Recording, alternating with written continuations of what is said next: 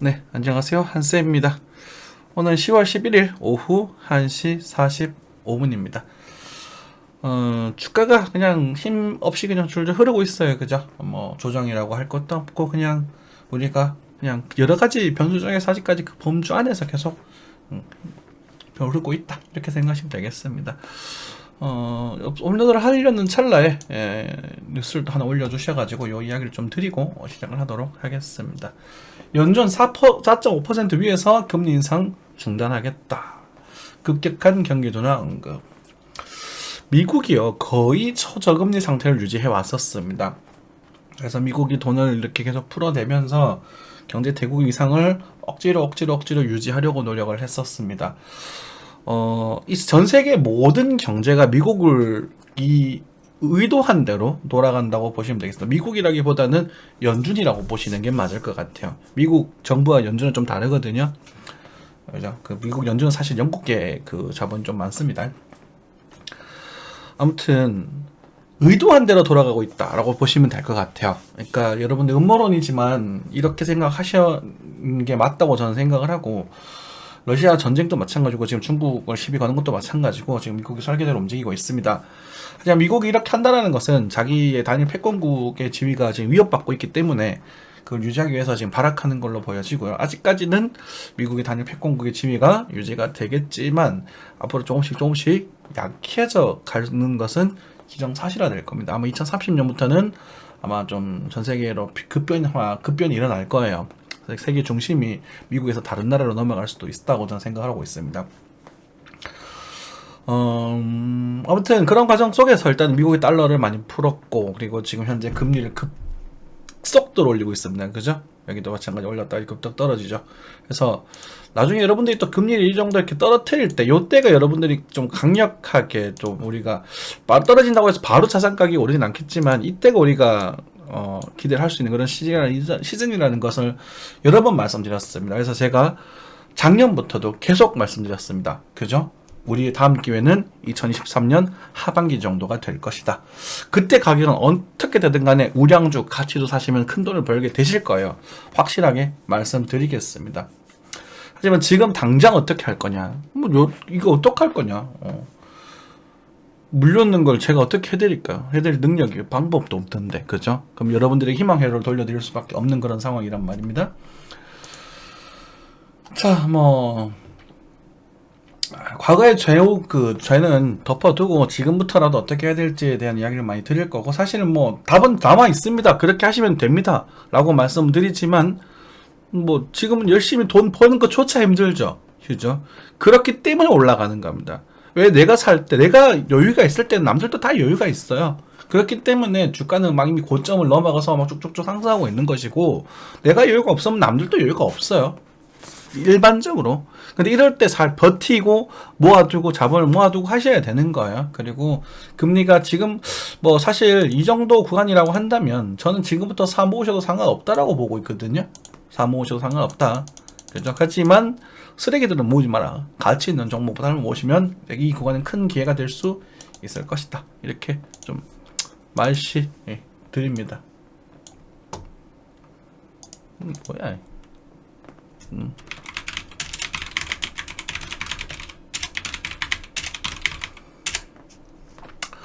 자, 이거 유튜브가 아니라, 네, 그렇죠. 네, 그렇게 말씀드리겠습니다. 여러 가지 뉴스들이 있는데요. 너무 많이 올려주셔서 감사히 잘 봤습니다. 전부 다 잘 봤고, 이런 건 또 뭐야? 우량조사 하더니 환활병 재경 투자자 95%가 물렸다. 아휴. 그러니까 이건 짐승이에요. 이건 짐승인지 멍청한 건지 모르겠습니다. 그러니까 너도 나도 샀었던 건가? 옆에 누가 벌었다고 하니까 제정신인지 모르겠어요. 지금은 약가지고 참네. 사지 마라. 물리 떨어지면 깨지면 다 팔아야 된다. 이런 말을 수도 없이 했음에도 불구하고 물렸죠. 이게 데이터입니다. 5%만 수익이 나와요. 5%만. 저도 약 손실 중입니다. 하지만 제 손실은요, 지금 현재 손실률 손실률도 아니지. 번 거에 대해서 일부를 갖다가 묻어놓고 있는 거니까 손실도 아니에요. 수익 중이에요. 원금 대비는. 하지만 그러니까 최종 투입 금액 대비 손실률이 지금 한 3% 정도 된단 말입니다. 아무튼 1, 20% 빠져도 상관이 없어요. 왜냐하면 내가 과거에 벌었던 게 있기 때문에. 그렇잖아요. 그죠? 우량 주고 뭐고 간에 과거에는 샀으면 안 됐고 지금 이제 이런 막 뉴스들이 나오고 있는 그런 상황에서는 지금은 괜찮습니다. 하지만 얘네들 전부 다 있지 않습니까? 이분들 평단이 될 때는 조정이 나올 겁니다. 좀 차트 보면서 말씀드릴게요. 아시겠죠? 아이고. 자, 뭐 이 정도. 팔기엔 늦었다. 그치? 지금 팔면 안 돼요. 한 번 더 빠질 거예요. 근데 왜냐면 이런 말이 나오잖아요. 팔기엔 늦었다라고 말씀드릴 때 보통 보면 이렇게 약 반등이 나오다가 와 이제 가는구나 할 때 한 방 팍 밀어버리는 그런 그림이 나올 수 있습니다. 저도 이거 보고 있어요. 그러니까 여기는 제가 이제 모든 자산을 다 투입하고 싶은 그런 자리가 여기가 되는 거예요. 가용할 수 있는 모든 자산. 그러니까 100% 배팅이라는 거죠. 여러분들. 아유, 참네. 답답합니다. 이런 거 보시면. 아유. 저희 구독자님들은 그렇지 않으시겠죠. 그죠? 정치 뉴스도 좀 있는 것 같고. 자, 지금 변수는 러시아가 핵미사일 발사하는 겁니다. 러시아가 핵미사일 발사하면 금리가 급격하게 오르게 될 것이고, 그러면서 이제 주가는 한 번 더 폭락을 하게 되겠죠. 뭐 그거는 어쩔 수 없는 거잖아요. 그죠? 그거는 뭐 우리가 버틸 수 있는 한 방법이 없는 거라서 그 부분 보면 될 것 같습니다.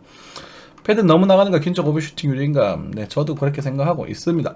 경기 침체 무조건 올 거라고 작년부터 노래 불러왔는데 이제 와서 경기 침체 운운하고 있으면 어떡하는 겁니까? 그죠? 그쵸? 농산물, 석유서, 서비스물가 올라갔다. 비싸죠. 편의점에 가서 음료수를 한 개 사려고 해도 작은 캔 음료가 1,300원 하는 걸 봤습니다.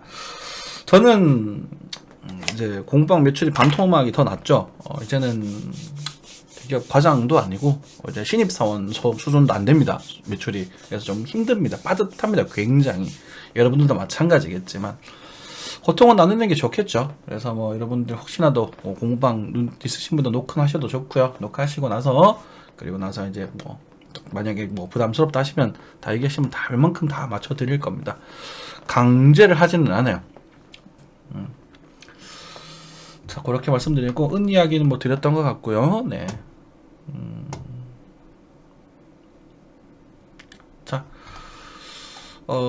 자, 뭐 일단 인플레이션 들어왔고 스태그플레이션이라는 말씀 수도 없이 드렸습니다. 그죠? 스태그플레이션.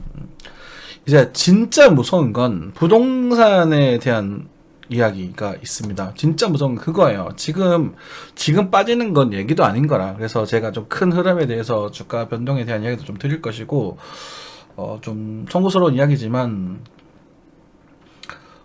지금 저점 반등이 나온다고 해도 깨질 겁니다. 네. 좀 심하게 한번 깨고 움직일 거예요. 저는 그렇게 좀 생각을 하거든요.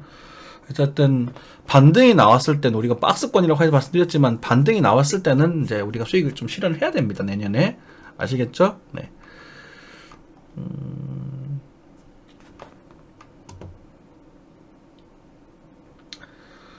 자, 2030은 답도 없고요.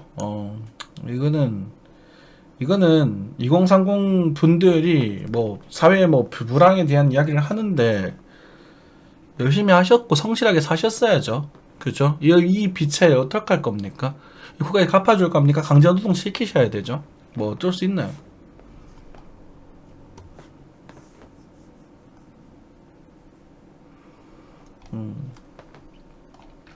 은 이야기 나오고 뭐 여러 가지 이야기가 나오고 있습니다.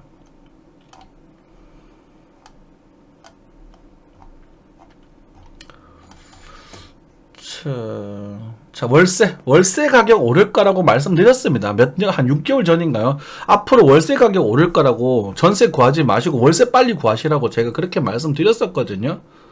그죠? 그 돈으로 은행에 넣었으면 그 이자로 월세를 낼 수 있을 거라고 월세로 넘어가시라고 그렇게 말씀드렸었습니다.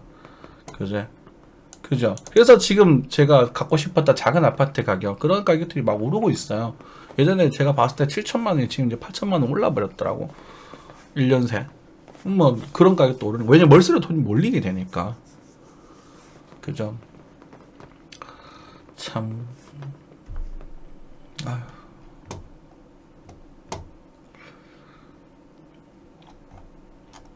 지금 와서 또 올림 못하나? 이게 세상 돌아가는 게 환히 빤히 보인다니까. 이제 근데 제가 빤히 돌리면 보이는 걸 뭐 보인다고 해서 큰 돈을 벌지 못하는 이유가 일단 빚을 갚았기 때문이기도 하고, 그 변동을 기다리는데 오래 걸리잖아요. 그죠? 이게 그 배율이 뭐 10배, 20배 가는 그런 게 아니잖아. 그쵸? 그러면서 시간이 오래 걸리니까 천천히 불어나는 거죠.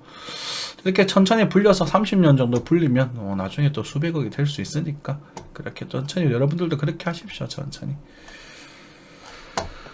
자, 금은 왜 팝니까? 다이나믹님, 금은 지금 들고 계셔야죠. 계속. 네, 금은은 계속 들고 계셔야 됩니다. 나오죠? 다이나믹님? 금은은 계속 들어가십니다. 지금 팔 때가 아니에요. 제 생각에 금리를 낮추기 시작할 때 금은이 폭등할 수도 있다고 보고 있거든요. 폭등 말 그대로. 그래서 저 보고 있는 부분이라서 그건 좀 알고 계셨으면 좋겠고. 아까 전에 또 볼만한 뉴스가 좀 있었는데, 자, 요거죠. 자, 이것 때문입니다. 경기 침체가 올 거라고 말씀을 드리는 이유가 얘 때문이에요. 작년에 그렇게 당부 드렸습니다. 지금 어떻게 해야 되냐고. 그럼 지금 뭐 이미 시킬 때 잘 했었어야지. 왜 지금 와서 똥을 닦아달라 그러십니까? 그죠? 저희 구독자님들은 괜찮으실 거라고 생각합니다. 집가라도 빚 못 갚는 상황이 생길 거라고. 부채 7할 8할 넘어가시는 거 안 된다고 그렇게 말씀드렸습니다. 집 한 가기 전에 그래 뭐 어차피 괜찮을 수 있겠지만 대출은 절반 정도로 버티시는 게 좋겠습니다. 왜냐면 이게 마진이라는 것이, 설명을 좀 드릴게요. 우리가 뭐 경기도에 10억짜리 집이라고 가정을 합시다. 10억짜리 집이 있고 여기 30억짜리 집이 있다고 칩시다. 30억짜리. 만약 이게 훨씬 더 위치도 좋고 좋은 거겠죠. 그런데 똑같이 퍼센트로 떨어졌다고 가정을 하자면 얘가 30% 떨어지게 되면 7억이 되잖아요. 그러면 얘가 30% 떨어지면 21억이 된단 말입니다. 이 편차 20억에서 이 편차 14억으로 주는 거예요. 그러면 원래 20억이었던 게 14억 줬다가 난 6억을 벌게 된 셈이 되는 겁니다. 내가 여기를 목표로 하고 있다면. 이렇게 사고방식이 흘러가지 않으면 매매를 못해요. 그런데 여기서 중요한 건 뭐냐면 이 10억짜리 집을 내가 말을 들어서 5억을, 그러니까 7억이라고 칩니다. LTV 70%니까 7억을 대출했다고 칩시다. 자, 10억짜리 집을 다 돈 주고 샀으면 7억이 남았으니까, 그래서 나중에 요거를 갖다가 뭐 대출 좀 받아가 70% LTV를 받아가지고 얘가 21억 할 때 살 수 있겠죠. 대출 받으면. 그죠? 그럼 나중에 또 집가 오르면 팔면 또 대출을 갚을 수 있지 않습니까? 그렇잖아요. 이게 LTV 만약에 70%라면 이거 3배밖에 안 되니까 그러니까 3배니까 되잖아요. 33.3%니까 그죠? 빌려가지고 만약에 주가가 뭐 이게 그 집값이 한 24억 정도에 팔리면은 내가 빚을 좀 줄이면서 다시 또 차익을 남길 수 있는 거잖아요. 근데 대출을 70% 이미 받아버렸다. 이 고점에서 받아버렸다는 거지. 환율이 가장 최저금리일 때 70% 받아버리면 어떤 일이 벌어지게 되냐면 7억을 대출 받았는데 10억짜리가 7억이 되었네? 그럼 이걸 팔아서 딱 빚 갚으면 남는 게 하나도 없는 거예요. 부동산 담보대출은 집을 파는 순간 당자로 빚을 갚아야 되거든요. 그러면 내가 빵원이고 얘가 7억이 떨어졌음에도 불구하고 내가 갖고 있는 건 빵원이기 때문에 이거 레버리지가 다시 재투자가 안 된다고요. 이해되십니까? 이해되시죠? 근데 만약에 제가 여기서 뭐 5억짜리를 5억을 빌렸다. 그리고 2억을 샀었으면 이제 7억, 10억짜리 똑같은 10억짜리를 간다고 했었을 때 얘가 30억짜리 7억이 되죠. 그럼 빌릴 수 있어요. 같이 빠졌으니까. 얘를 빠졌을 때 차익이 남겠지. 5억 정도 빌렸다고 친다면. 버텨도 되고. 어쨌든 남잖아요. 그래서 대출이라는 게 굉장히 위험합니다. 어차피 넘어가게 되면 똑같을 테니까. 그래서 여러분들에게 대출 1가구 대출, 내가 오래 살 집을 찾으셔야 되고 위치도 잘 보셔야 되고 오래 살 집을 찾으셔야 된다 이런 이야기였고, 그리고 대출이 70%, 80% 넘어간 대출을 받으셨던 분들은 그 대출 비중, 그 집을 팔아도 못 갚는 상황이 생길 거다라는 말씀을 드렸었고, 그리고 그게 10억, 그러니까 예를 들어서 과거죠. 과거로 좀 들어가 보겠습니다. 10억짜리, 그 경기도는 10억짜리가 많으니까 10억을 기준으로 하겠습니다. 10억짜리만 예를 들어서 7억, 아니야. 5억만 빌렸다고 칩시다. 5억을 대출 받았다고 칩시다. 5억을 대출 받았다고 친다면, 여러분들이 예를 들어 3% 이자를만 친다고 하셨어도 지금 이제 변동금, 만약에 그때도 금리가 좀 싸다가 변동금리 고르셨던 분들, 요즘 뭐 금리 싼데 변동금리 하시면 더 쌉니다. 이렇게 해서 변동금리 선택하셨던 분들은 지금 아마 죽을 마실 거예요. 잠시만요. 제가 금리 계산기를 한번 써보도록 하겠습니다.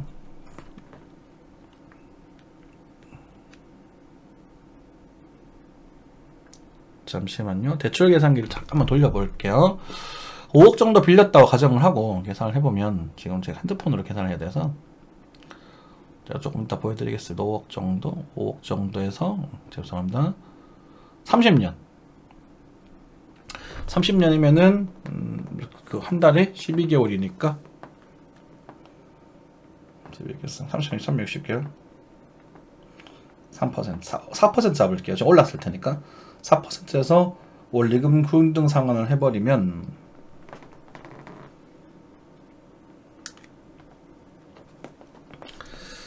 잠시만요. 네. 생방송처럼 하고 있죠.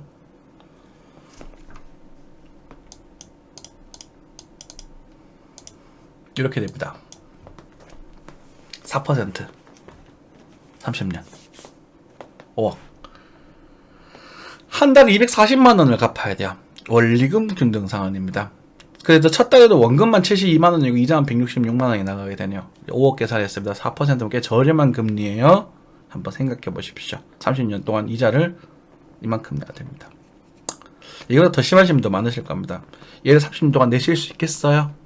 지금 같은 상황에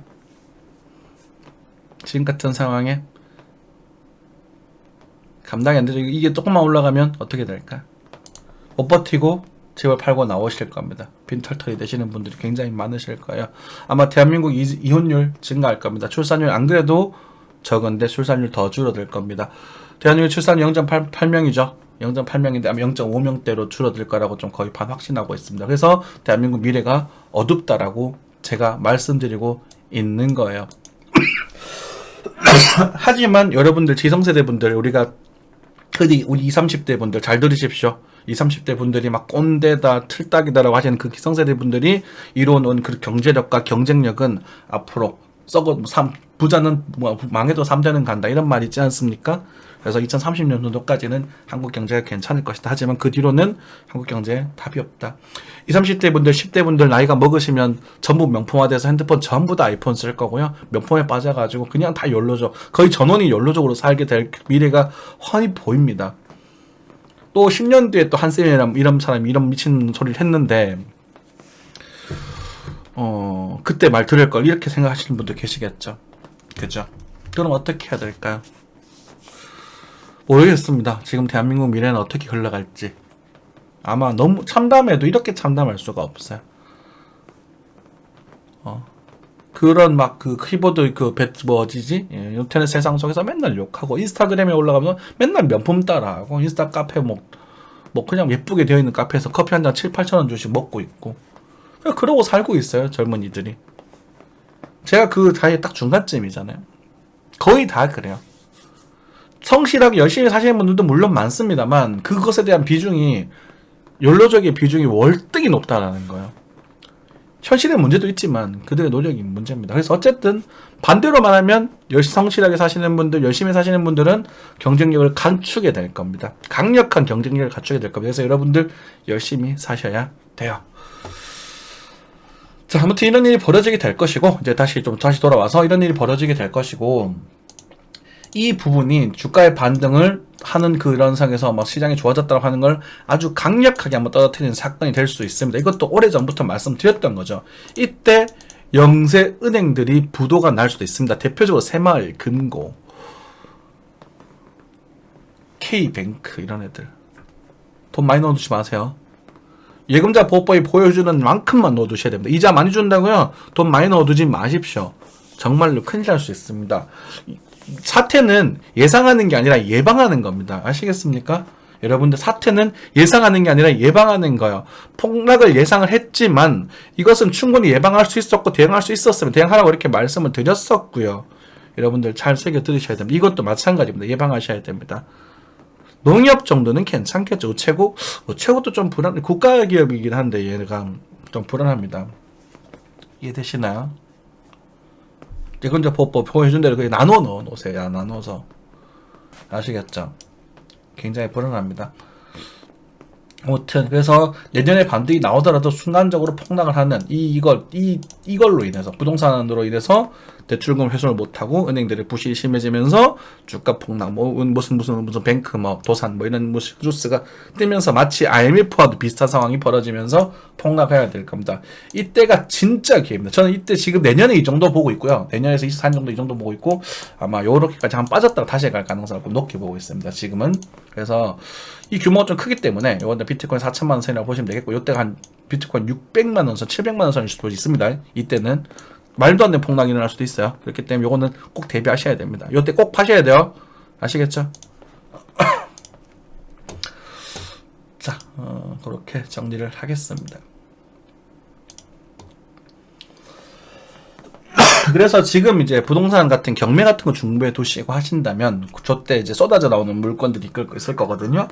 그때 좀 잘 이렇게 하셔가지고, 아마 하시면 주식 코인 못지않게 짭짤하실 겁니다. 제가 요번에 그래서 투자 툰사 자격증을 따고, 그리고 이제 그쪽을 또 공부를 할까 싶습니다. 근데 내용이 너무 어려워. 환율, 봉우리 다시 한번 이렇게 만들 거라고 말씀드렸죠. 그죠? 반등하고 있습니다. 자, 환율은요, 어쨌든 일단은 단기적으로 요 부분에 대해서는 제가 반등이 나올 거라고 좀 단호하게 말씀을 드렸었고, 이렇게 보면 반등이 나올 거라고 단호하게 말씀드렸었고, 요때 먹은 거 괜찮습니다. 그래서 단기적인 측면이면, 그때는 아까 연도적인 23, 24, 25, 이 정도까지 연도적인 측면에 대한 얘기를 드린 것이고, 지금은 단기적인 측면인데, 요게 요렇게 해서, 다시 요렇게 빠지는 그런 그림 생각하실 수 있을 겁니다. 이해되시죠? 그래서 여러분들 다음 단타는 요 정도 규모, 그리고 다음 단타는 요 정도 규모에서 내년 한 여름 정도 해가지고는 우리가 환율이 빠지면서 주가의 반등을 좀 크게 한번 기대해 볼 수 있다, 이렇게 생각하시면 될 것 같고, 그리고 더 확장해 나가자면 이제 차트가 이제 정리가 되기 시작하니까 말씀드리는 거예요. 예를 들어서 이런 식으로 갔다가 빠지고 다시 이렇게 해서 한 번 더 치고 이렇게 빠지는 그림이 생길 겁니다. 그건 높아 보여요. 그래서 아까 말씀드렸던 부분, 이 부분이 생길 수 있는데, 요때는요 미국 경기도 침체고 한국 경기도 침체고, 그래서 아마 요 구간에서는 금은에 대한 추세가 굉장히 강력해질 수 있다고 저는 보고 있거든요. 그래서 그것도 한번 체크해 두시면 좋을 것 같습니다. 그렇게 좀 말씀드릴게요. 환율이 오르기 때문에 주가가 빠진다. 네, 그렇습니다. 당연한 어쩔 수 없는 겁니다. 지금 환율 너무 방어한다고 재원 써버리면 잘못하면 큰일 날 수 있으니까 그냥 가만히 계시는 게 좋겠고, 비트코인 측면도 마찬가지. 카카오도 좀 볼까? 48,000 다 왔네? 카카오 그래도 안 살래요. 네. 카카오는 없어요. 가격적 메리트 있는데 이게 지금 하드포크 됐다고 봐야 되죠? 그러니까 다 쪼개져 버려서 뭐가 없습니다. 차라리 네이버가 좀 낫다 그랬는데, 대한항공도 약반등 하다가 죽어버렸네? 오케이. 그렇죠. 어쩔 수 없어요. 이거는 이제 글로벌적인 흐름이기 때문에 다 주가가 빠지는 건 어쩔 방법이 없는 겁니다. 카이도 이제 요 밑으로 매력적인 가격대로 형성이 될 것이고, 보자. 카카오뱅크는 박살났죠. 그죠? 제가 잘못 썼던 종목, 한번 잘못 쓰면 이렇게 됩니다. 네. 저희 평단 여기요, 카카오뱅크. 아유, 죽겠다. 이제 한 돈 100만원 손에 봤을라나? 100만원 아직 안 될 것 같은데. 아프네요. 네. 환율이 오른다. 실버. 골드 반등하다 빠지고 있고요. 실버도 아마 반등하다 빠지고 있겠죠. 스트리온 이렇게 빠질 줄 몰랐지? 알았어. 여기서 팔고 다시 가더라도 어쨌든 이 가능성 충분히 높다는 거죠. 셀트리온 13만원 밑에서 한번 잡아보시면 괜찮을 겁니다. 계속 말씀드리는 것들이니까 뭐 그죠. 실버 유가가 빠지면서 달러 가치 지금 오른다. 어쨌든 뭐 그 정도. 실버 있습니까? 실버도 조정장이죠, 그죠? 실버 여기서 한번 잘라줄 수 있다면 좋겠는데 살짝만 더 갔으면 좋았을 텐데 여기서 좀 떨어지고 있네요. 그렇죠. 그래요, 들고 있으면 되지. 그렇지. 비트코인 보러 가겠습니다.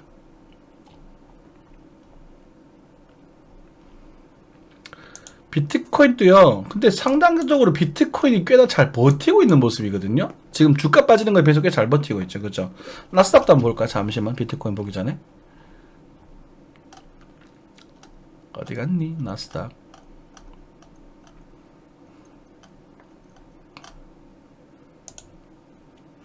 그쵸. 나스닥. 나스닥 요 자리에 한번 그랬던 거 들은 적 있었던 것 같은데 9,800 만 밑에서 그쵸 요 정도에서 한번 잡아보시면 될 것 같고 지금 나스닥도 빠지고 다 빠지는데 비트코인 상대적으로 좀 나름대로 버티고 있는 그런 모습이네요. 그죠? 신기합니다. 그렇다는 말은 우리가 주가 반등타에서 비트코인 한번 튈 수도 있겠다는 그냥 좀 막연한 기대를 한번 해볼 수는 있겠죠. 그렇죠? 이거 지금 비트코인 좀 돈이 좀 들어오고 있는 것 같습니다. 달러가 조금 불안해야 한다 그런 생각이 좀 드는 사람들이 있는 것 같아요. 그 정도 보시면 될 것 같고 만약에 어쨌든 이게 비트코인도 우리가 하방을 좀 예상할 수 있는 그런 가격대 중에 하나가 1800달러 정도 18,000달러 정도까지는 무난하다라고 말씀드렸잖아요. 그죠? 왜냐면 그때까지도 이 하방조정 삼각형 패턴이 깨지지 않는 상황이기 때문에 그렇게 보시면 되겠고 요 끝에서는 해가지고 한 뭐 반등이 좀 나오는 이런 흐름이 등장한다면 아마 여기 완전 좋다면 요 정도까지 한번 가능성은 있을 겁니다. 그거만 보시면 돼요. 그리고 이제 밑에 깨지게 되면 여기를 보시면 되는 거고요. 16,000달러에서 15,000달러 사이 요 정도 보시면 되는 거고요. 뭐 그렇습니다. 비트코인은 이게 다예요. 그래서 단기적으로 뭔가 볼 건 없다. 하지만 우리는 제가 단호하게 말씀 한번 드릴게요. 공포가 끝나고 침체가 정도 진행되고 지금 단기적인 매집 국면에 들어갔을 가능성이 다소 있다. 이렇게 해석을 하시면 될 것 같고 어쨌든 뭐 큰 글로벌 전환 흐름 이렇게 해서 만약에 반등이 좀 준다면 뭐 이렇게 뭐 좀 빠질 수도 있고요. 지금 그건 알 수 없지만 내년에 한번 요 정도 가격대 한번 반등을 좀 주고 나서 그렇죠. 이렇게 반등 한번 주고 나서 그래서 여기를 이렇게 갈 가능성이 큽니다.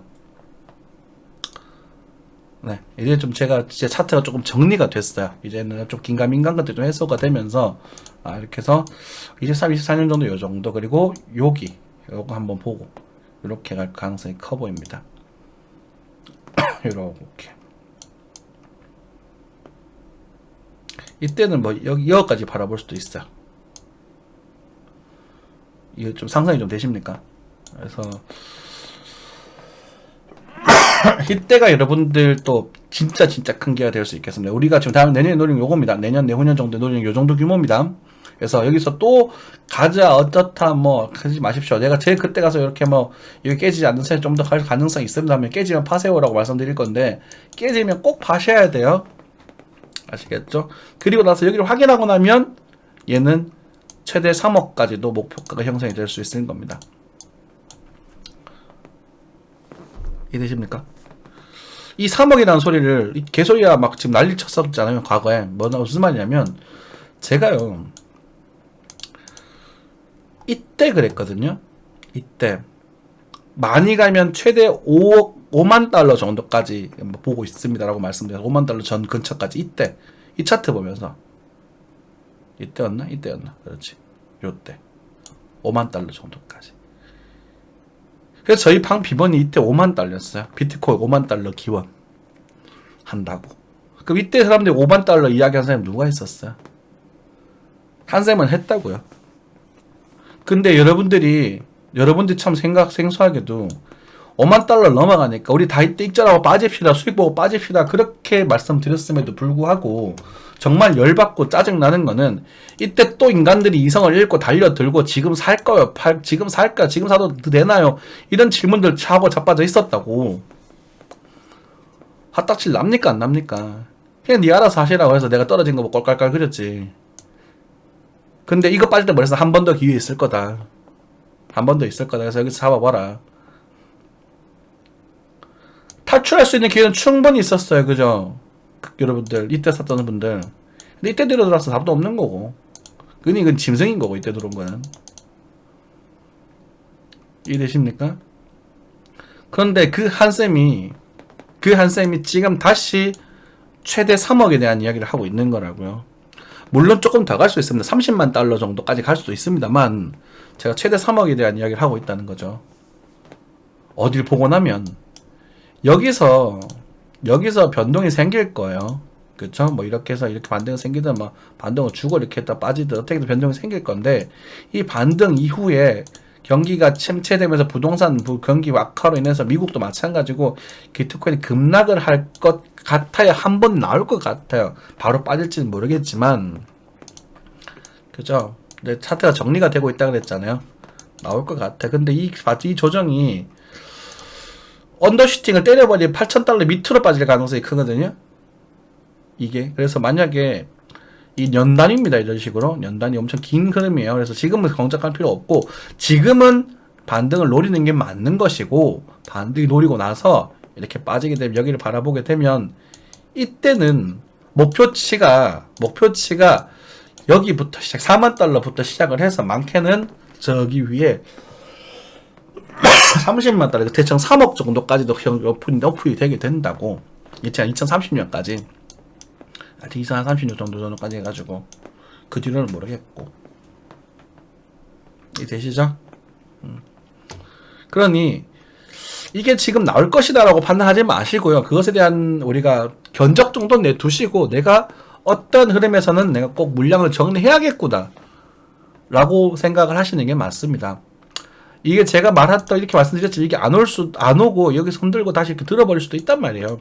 들고 여기서 핵무장으로 만들어 갈 수도 있단 말입니다. 그건 모르는 거예요. 하지만 부동산 성기상 그리고 어떤 뭐 글로벌적인 큰 변수상 여기를 볼 가능성도 충분히 생각하고 가셔야 돼요.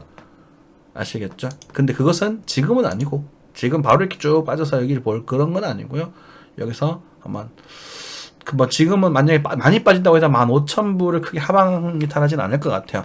근데 일단 18,000 정도를 메인으로 보시고 뭐 한 24,000에서 28,000 사이에 대한 반등 가능성을 내년 정도까지 올해 말에서 내년 정도까지 한번 열어놔도 보시고 거기서 꿀렁꿀렁 하다가 추세가 이탈되는 흐름에서는 그때는 뭐 없다. 그리고 이때는 아마 또 글로벌한 강력한 이슈가 또 터질 가능성이 있다. 이렇게 보시면 되겠습니다. 그것은 아마 달봉의 볼린저 밴드 중위선이 돌아 내려오고 있을 겁니다.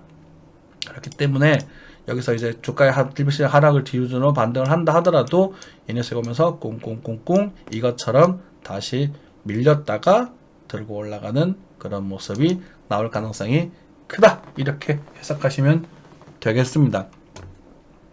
아시겠죠? 네. 그래서 여기서 큰 조정파의 규모를 만들어 주시고 그렇죠. 그런 식으로 만들어들 하면서 우리가 지금 메이준 시황이 이렇게 된다.